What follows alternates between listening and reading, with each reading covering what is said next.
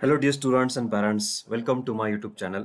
मी प्राध्यापक मंगेश निकम आपणा सगळ्यांचं करिअर संवाद या यूट्यूब चॅनलमध्ये स्वागत करत आहेत. विद्यार्थी मित्रांनो, engineering, pharmacy, architect, agriculture, law अशा विविध प्रोफेशनल कोर्ससाठी ॲडमिशन प्रक्रिया सुरू झालेली आहेत आणि ऑनलाईन रजिस्ट्रेशन प्रक्रियाही सुरू आहेत. विद्यार्थ्यांना ऑनलाईन रजिस्ट्रेशन करताना ज्या डिफिकल्टी असतील किंवा रजिस्ट्रेशन प्रोसेस असेल याविषयी आजच्या या व्हिडिओमध्ये आपण सविस्तर माहिती घेणार आहोत. आजच्या व्हिडिओच्या माध्यमातून विद्यार्थ्यांना लॉग इन केल्यानंतर रजिस्ट्रेशन झालेले असल्यास पुढील प्रोसेस काय आहे, इम्पॉर्टंट डेट्स काय आहेत, डॉक्युमेंट इनकम्प्लीट असल्यास काय प्रोसेस करायची आहे, ग्रीव्हन्सेस म्हणजे काय याविषयी सविस्तर माहिती आपण घेणार आहोत. तर विद्यार्थ्यांनी mahaCET.org या होम पेजला व्हिजिट करायचे आहेत. गुगल सर्च करा mahaCET.org म्हणजेच cetcell.mahaCET.org. Welcome to state common entrance test cell Maharashtra या ऑफिशियल वेबसाईटला विद्यार्थ्यांनी भेट द्यायची आहे. होम पेजवर विद्यार्थ्यांनी व्हिजिट केल्यानंतर अंडर ग्रॅज्युएट कोर्सेस यामध्ये बीई बीटेक म्हणजेच engineering, B pharmacy and pharm D म्हणजेच B pharm and doctor of pharmacy course, B architect, hotel management, direct second year engineering, direct second year pharmacy असे विविध professional कोर्सचे registration प्रक्रियेसंदर्भात notification आहेत व registration प्रक्रिया सुरू आहे. सोबतच ॲग्रिकल्चर कोर्स यासाठी विद्यार्थ्यांनी ॲग्रिकल्चर एज्युकेशन अंडर ॲग्रिकल्चर या टॅबवर क्लिक केल्यानंतर विद्यार्थ्यांना इम्पॉर्टंट डेट्स विषयी माहिती मिळणार आहेत. सर्वप्रथम आपण इंजिनिअरिंग या कोर्सबद्दल माहिती घेऊया. विद्यार्थ्यांनी बीई ऑब्लिक बीटेक या टॅबवर क्लिक करायचं आहे.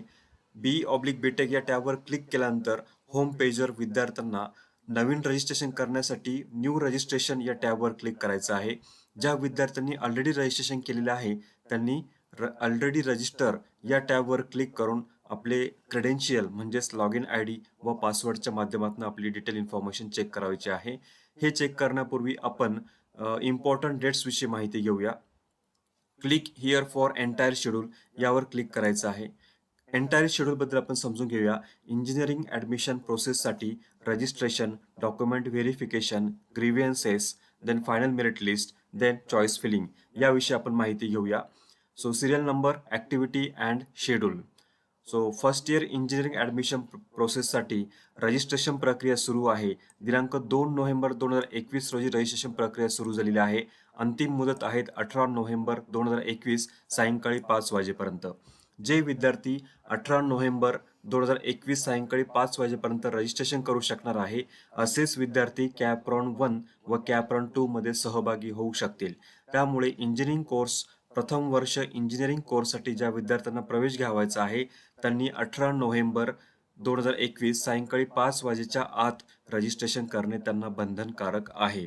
रजिस्ट्रेशन म्हणजेच ऑनलाईन रजिस्ट्रेशन. त्यावर विद्यार्थ्यांना आपला बेसिक डेटा किंवा प्रायमरी इन्फॉर्मेशन अपलोड करायची आहे, ज्यामध्ये name of the student, then caste category, then date of birth, mobile number, सोबतच parent income, then important documents upload करायचे आहे.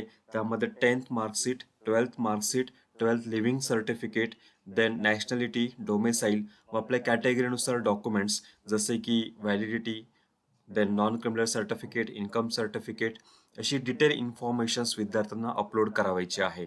सो अपलोड करणे म्हणजेच रजिस्ट्रेशन प्रोसेस. रजिस्ट्रेशन प्रोसेसची लास्ट डेट आहे 18 नोव्हेंबर 2021. ऑनलाईन रजिस्ट्रेशन केलेल्या विद्यार्थ्यांसाठी डॉक्युमेंट व्हेरिफिकेशन करणेही बंधनकारक आहे. ज्या विद्यार्थ्यांनी रजिस्ट्रेशन केलेलं आहे अशा प्रत्येक विद्यार्थ्याला डॉक्युमेंट व्हेरीफाय करणे बंधनकारक आहे. डॉक्युमेंट व्हेरीफाय करण्यासाठी 2 मोड दिलेले आहेत. Number 1 is a e scrutiny mode म्हणजेच online document verification and number 2 is a physical scrutiny means physical verification. So online verification means विद्यार्थ्यांनी ई स्क्रुटिनी मोड पर्याय सिलेक्ट केल्यास विद्यार्थ्याला कॉलेज अलोकेट केले जाईल आणि ते इंजिनिअरिंग कॉलेज विद्यार्थ्याचा अर्ज ऑनलाईन पद्धतीने व्हेरीफाय केला जाईल.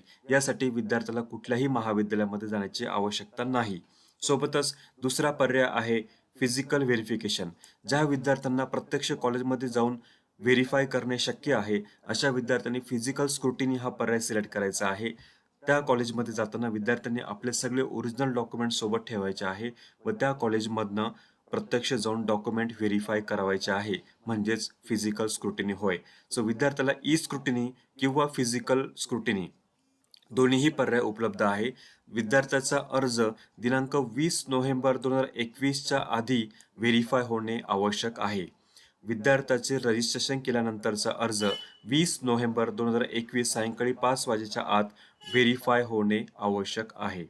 तिसरी प्रक्रिया आहे प्रोव्हिजनल मेरिट लिस्ट. विद्यार्थ्याचे रजिस्ट्रेशन व व्हेरिफिकेशन झाल्यानंतर प्रोव्हिजनल मेरिट लिस्ट म्हणजेच रँक लिस्ट जाहीर केली जाईल.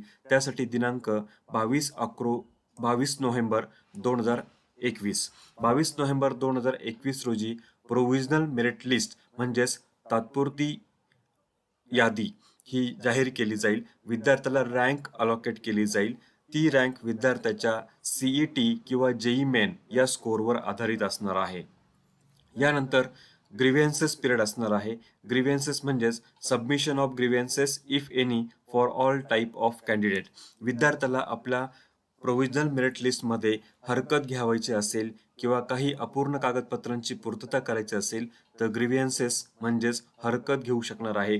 यासाठी विद्यार्थ्याला आपल्या लॉग इनमधनं सेंड ग्रीव्हन्सेस हा ऑप्शन सिलेक्ट करायचा आहे. अशा वेळेस विद्यार्थ्याचा अर्ज रिव्हर्ट बॅक केला जाईल आणि विद्यार्थ्याला आपल्या अर्जामध्ये व बेसिक डेटामध्ये करेक्शन करता येणार आहे. ग्रीव्हन्सेससाठी 23 नोव्हेंबर 2021 ते 25 नोव्हेंबर 2021 सायंकाळी 5 वाजेपर्यंत मुदत देण्यात आलेली आहे. सो विद्यार्थी प्रोव्हिजनल मेरिट लिस्टमधल्या इन्फॉर्मेशनमध्ये बदल करू शकणार आहे जर त्या विद्यार्थ्याला बदल करावायचा असेल तरच. अन्यथा ज्या विद्यार्थ्यांच्या अर्जामध्ये कुठल्याही प्रकारचा बदल करावायचा नाही, सगळी इन्फॉर्मेशन करेक्ट आहे, अशा विद्यार्थ्यांना ग्रीव्हन्सेस रेज करणे बंधनकारक नाही. ज्या विद्यार्थ्यांना बदल करावायचा असेल त्यांनीच हा ग्रीव्हन्सेस रेज करायचा आहे. ग्रीव्हन्सेस रेज केल्यानंतर final merit list display of final merit list 27 November 2021 रोजी फायनल मेरिट लिस्ट जाहीर केली जाईल म्हणजेच स्टेट जनरल मेरिट नंबर विद्यार्थ्यांना अलॉकेट केला जाईल. यानंतर विद्यार्थ्याची कॅटेगरी म्हणजेच ॲडमिशन टाईप आणि विद्यार्थ्याची कास्ट कॅटेगरीमध्ये कुठल्याही प्रकारचा बदल होणार नाही. म्हणजेच फायनल मेरिट लिस्ट जाहीर झाल्यानंतर विद्यार्थ्याचा स्टेट जनरल मेरिट नंबर तो चेंज होऊ शकणार नाहीये. विद्यार्थ्याच्या कुठल्याही प्राथमिक माहितीमध्ये डेटाबेसमध्ये कुठल्याही प्रकारचा बदल होऊ शकणार नाहीये. 27 नोव्हेंबर 2021 रोजी फायनल मेरिट लिस्ट म्हणजे अंतिम गुणवत्ता यादी जाहीर केली जाईल. नेक्स्ट प्रोसेस आहे सीट मॅट्रिक्स म्हणजेच प्रत्येक महाविद्यालयामध्ये उपलब्ध जागांचा तपशील या ठिकाणी जाहीर केला जाणार आहे. म्हणजेच display of provisional category wise seat और सीट मॅट्रिक्स फॉर कॅप्रॉन 1. पहिल्या राऊंडसाठी प्रत्येक महाविद्यालयामध्ये ब्रांचनुसार किती जागा उपलब्ध आहे याचा सविस्तर तपशील 27/11/2021 रोजी जाहीर केला जाईल. यानंतर online submission and confirmation of option form for CAP round 1. विद्यार्थ्यांना पहिला कॅप राऊंडसाठी आपले कॉलेज म्हणजेच पसंती क्रमांक नोंदवण्यासाठी 28 नोव्हेंबर ते 30 नोव्हेंबर 2021 ही मुदत देण्यात आलेली आहे. विद्यार्थी आपल्या पसंतीचे कॉलेज म्हणजेच प्रेफरन्सेस 28 ते 30 नोव्हेंबर 2021 दरम्यान आपल्या लॉग इन म्हणजेच क्रेडेन्शियलच्या माध्यमातून हे ऑप्शन म्हणजेच प्रेफरन्सेस फिलिंग करता येणार आहे पहिल्या कॅप राऊंडसाठी. आणि पहिल्या कॅप राऊंडची लिस्ट जाहीर होणार आहे म्हणजे display of allotment of CAP round 1 2 December 2021 रोजी पहिल्या कॅप राऊंडची लिस्ट जाहीर केली जाईल. म्हणजेच विद्यार्थ्यांनी दिलेल्या प्रेफरन्सेसनुसार त्याला कुठले कॉलेज अलॉकेट झालेले आहे ते 2 डिसेंबर 2021 रोजी जाहीर केले जाईल. अशा प्रकारे विद्यार्थ्यांना पहिल्या कॅप राऊंडसाठी हे शेड्यूल फॉलो करायचे आहे. विद्यार्थ्याला कॉलेज अलॉकेट झाल्यानंतर पुढची प्रक्रियेविषयी आपण लवकरच व्हिडिओ बघणार आहोत. म्हणजेच ऑटो फ्रीज, सेल्फ फ्रीज आणि नॉट फ्रीज याविषयी लवकरच मी व्हिडिओ सादर करणार आहे. विद्यार्थ्यांना ॲडमिशन प्रोसेसविषयी सविस्तर माहिती हवी असल्यास विद्यार्थ्यांनी खाली दिलेल्या सबस्क्राईब बटनवर क्लिक करायचं आहे, व्हिडिओ लाईक करायचा आहे व जास्तीत जास्त विद्यार्थ्यांपर्यंत ही प्रोसेस पोहोचवायची आहे. नेक्स्ट वन इज दिनांक 2 डिसेंबर 2021 रोजी विद्यार्थ्याला कॉलेज अलॉकेट झालेले असल्यास ऑटो फ्रीज म्हणजेच पहिला पर्याय कंपल्सरी असणार आहे. ऑटो फ्रीज असलेल्या विद्यार्थ्यांना दिनांक 3 डिसेंबर ते 5 डिसेंबर पर्यंत मिळालेले कॉलेज हे ॲक्सेप्ट करायचे आहे. मिळालेले कॉलेज ॲक्सेप्ट केल्यानंतर विद्यार्थ्याला त्या महाविद्यालयामध्ये जाऊन प्रत्यक्ष रिपोर्ट करावायचे आहे, तरच त्या विद्यार्थ्याची जागा सुरक्षित राहणार आहे. दुसरा पर्याय असणार आहे सेल्फ फ्रीज. 2 डिसेंबर रोजी जाहीर झालेल्या यादीमध्ये विद्यार्थ्याला मिळालेले कॉलेज ॲक्सेप्ट करायचे आहे किंवा मान्य करायचे असेल तर सेल्फ फ्रीज हा पर्याय प्रेफरन्स नंबर 2 पासून पुढे हा सेल्फ फ्रीज पर्याय असणार आहे. विद्यार्थी मिळालेले कॉलेज सेल्फ फ्रीज करून सदर महाविद्यालयामध्ये रिपोर्टही करू शकणार आहे. ज्या विद्यार्थ्यांना कॅप्रॉन 2 मध्ये सहभागी व्हायचं आहे, असे विद्यार्थी नॉट फ्रीज हा पर्याय सिलेक्ट करतील. याविषयी सविस्तर व्हिडिओ लवकरच आपल्या ग्रुपवर उपलब्ध होणार आहे. So next process is seat acceptance. मिळालेली जागा स्वीकारण्यासाठी 3 डिसेंबर ते 5 डिसेंबर ही मुदत देण्यात आलेली आहे.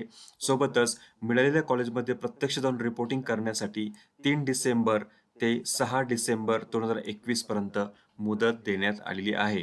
या ठिकाणी एक महत्त्वपूर्ण सूचना विद्यार्थ्यांना द्यावयाची आहे. ज्या विद्यार्थ्यांकडे आता कास्ट व्हॅलिडिटी सर्टिफिकेट नाही, परंतु रिसिप्ट अपलोड केलेली आहे किंवा ज्या विद्यार्थ्यांकडे EWS सर्टिफिकेट नाही, परंतु रिसिप्ट अपलोड केलेली आहे, रजिस्ट्रेशन करताना रिसिप्ट अपलोड केलेली असेल, परंतु मिळालेली जागा ॲक्सेप्ट करताना विद्यार्थ्यांना ओरिजिनल डॉक्युमेंट सोबत असणे आवश्यक आहे. त्यामुळे विद्यार्थ्यांनी 5 डिसेंबर 2021 पर्यंत आपली व्हॅलिडिटी सर्टिफिकेट किंवा EWS सर्टिफिकेट किंवा जे डॉक्युमेंट इनकम्प्लीट असेल ते 5 डिसेंबर 2021 पूर्वी ते कागदपत्र पूर्ण करण्याची आवश्यकता आहे. 6 डिसेंबर 3 डिसेंबर ते 6 डिसेंबर पर्यंत कॉलेजमध्ये प्रत्यक्ष रिपोर्ट करण्यासाठी मुदत देण्यात आलेली आहे. यानंतर प्रत्येक महाविद्यालयामधील व्हॅकंट सीट्स म्हणजे पहिल्या कॅप राऊंड नंतरचे व्हॅकंट सीट मॅट्रिक्स अलोकेट केले जाणार आहे, डिस्प्ले केले जाणार आहे दिनांक 7 डिसेंबर 2021 रोजी. सो कॅप राऊंड 2 चे शेड्यूलही या ठिकाणी देण्यात आलेले आहे. याविषयी सविस्तर माहिती आपण पुढील व्हिडिओमध्ये बघणार आहोत.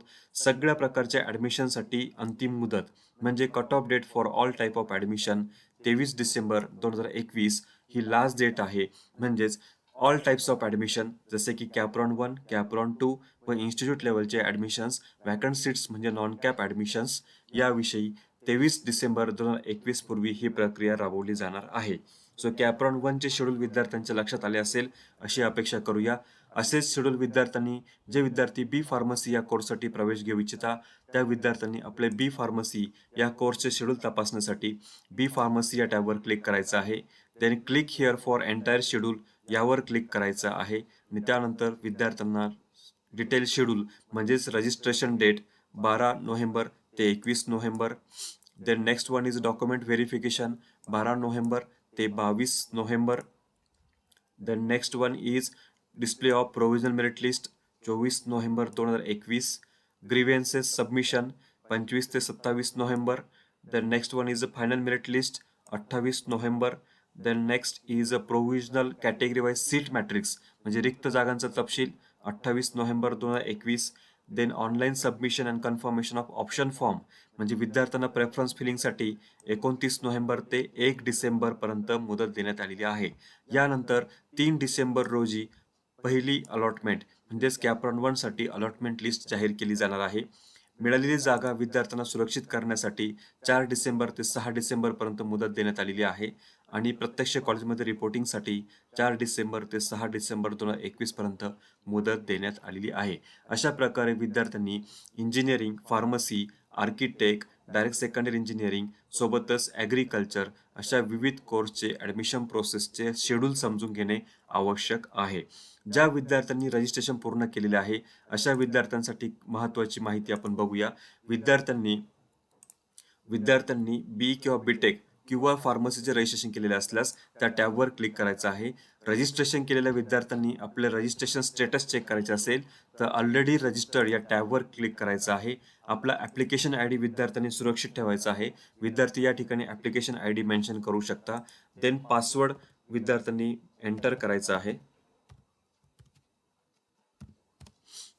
पासवर्ड एंटर केल्यानंतर विद्यार्थ्याला आपली बेसिक इन्फॉर्मेशन होम पेजवर तपासता येणार आहे. म्हणजेच विद्यार्थ्यांनी रजिस्ट्रेशन केल्यानंतर विद्यार्थ्याला ॲप्लिकेशन आय डी अलोकेट झालेला आहे. Then next one is basic information विद्यार्थी तपासू शकता म्हणजेच application form verification status. So your application form is verified and confirm. Please check acknowledgement. विद्यार्थ्यांनी रजिस्ट्रेशन केल्यानंतर जर त्या विद्यार्थ्याचा अर्ज ई स्क्रुटिनी पद्धतीने किंवा फिजिकल स्क्रुटिनी पद्धतीने व्हेरीफाय झाला असेल तर विद्यार्थ्याला हा मेसेज प्राप्त होणार आहे. म्हणजेच your application form is verified and confirm. Please check acknowledgement. प्रत्येक विद्यार्थ्याला असा मेसेज येणे बंधनकारक आहे तरच त्या विद्यार्थ्याचा अर्ज व्हेरीफाय झाला आहे असं समजले पाहिजे. यासाठी विद्यार्थ्यांनी होम पेजवर म्हणजे ॲप्लिकेशन व्हेरिफिकेशन स्टेटसवर हा मेसेज तपासणे बंधनकारक आहे. यानंतर विद्यार्थी आपली सविस्तर इन्फॉर्मेशन म्हणजे ॲक्नॉलेजमेंट तपासण्यासाठी विद्यार्थी विविध टॅबमध्ये क्लिक करू शकता. Fill and edit application form म्हणजे विद्यार्थ्यांनी अर्ज भरताना ह्या टॅबवर क्लिक केलेलं असेल. विद्यार्थ्यांनी डॉक्युमेंटही अपलोड केलेले आहे ते तपासण्यासाठी विद्यार्थी या ठिकाणी जे अपलोड केलेले डॉक्युमेंट्स आहे ते बघू शकणार आहे. Then next one is acknowledgement. Verify झाल्यानंतर विद्यार्थ्याला ॲक्नॉलेजमेंट तपासायचे आहे. त्यासाठी विद्यार्थ्यांनी ॲक्नॉलेजमेंट बाय व्हर्जन वाईज या ठिकाणी ॲक्नॉलेजमेंट तपासता येणार आहे. फॉर एक्झाम्पल या ठिकाणी व्हर्जन 1 आहे. व्हर्जनवर क्लिक केल्यानंतर विद्यार्थ्यांनी आपले ॲक्नॉलेजमेंट तपासण्यासाठी राईट साईड टॉप कॉर्नरला ॲक्नॉलेजमेंट असा वर्ड आपल्याला दिसणार आहे. म्हणजेच व्हेरिफिकेशन झाल्यानंतर विद्यार्थ्यांनी आपली बेसिक इन्फॉर्मेशन, प्रायमरी इन्फॉर्मेशन तपासणे आवश्यक आहे.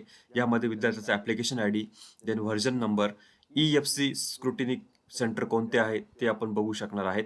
देन नेक्स्ट विद्यार्थ्याचे नाव, यामध्ये विद्यार्थ्यांनी आपले स्पेलिंग चेक करायचे आहे. देन फादर नेम चेक करायचे आहे, मदर नेम चेक करायचे आहे, gender, date of birth, then type म्हणजेच आपला candidate type either type A, type B, type C और D तो कुठला टाईप आहे हे तपासणे आवश्यक आहे. ही सगळी इन्फॉर्मेशन विद्यार्थ्यांनी क्रॉस चेक करावायची आहे. आपल्या इन्फॉर्मेशन कुठल्याही चुकीची नाही ही त्याची फेर तपासणी म्हणजेच क्रॉस चेकिंग करणे आवश्यक आहे. त्यामध्ये name of the student, father name, mother name, gender, date of birth, then type, then home university. ज्या विद्यार्थ्यांनी इयत्ता 10वी व 12वी नाशिक, अहमदनगर, पुणे या जिल्ह्यामध्ये पास झालेले असतील अशा विद्यार्थ्यांसाठी होम युनिव्हर्सिटी ही सावित्रीबाई फुले पुणे युनिव्हर्सिटी देण्यात आलेली आहे. म्हणजे सावित्रीबाई फुले पुणे युनिव्हर्सिटी अंतर्गत नाशिक, अहमदनगर व पुणे या तीनही जिल्ह्यामध्ये इयत्ता 10वी व 12वी उत्तीर्ण असलेले अशा विद्यार्थी सावित्रीबाई फुले पुणे युनिव्हर्सिटी ही होम युनिव्हर्सिटी अंतर्गत येणार आहे. Then next one is home युनिव्हर्सिटीच्या अशा विद्यार्थ्यांसाठी प्रत्येक महाविद्यालयामध्ये 70% जागा आरक्षित असतात. अदर दॅन होम विद्यार्थ्यांसाठी 30% जागा आरक्षित असतात. Then category of the student and admission category हे दोघंही तपासणं आवश्यक आहे. या दोन्हीही कॅटेगरी साम्य असणे आवश्यक आहे. विद्यार्थ्याची कॅटेगरी आणि ॲडमिशन कॅटेगरी याच्यामध्ये साम्य असणे आवश्यक आहे, सारखेपणा असणे आवश्यक आहे. जर विद्यार्थ्यांनी म्हणजेच EWS economical weaker section general किंवा ओपन कॅटेगरीचे विद्यार्थ्यांनी EWS केलेले असल्यास या ठिकाणी S हा ऑप्शन दिसणार आहे. OBC, SC, ST, NT, VJTT कॅटेगरीच्या विद्यार्थ्यांसाठी EWSचा पर्याय हा नो असणार आहे. म्हणजे इकॉनॉमिकल विकर सेक्शन हे सवर्ण आरक्षण किंवा 10% आरक्षण फक्त जनरल कॅटेगरीच्या विद्यार्थ्यांसाठी आहे.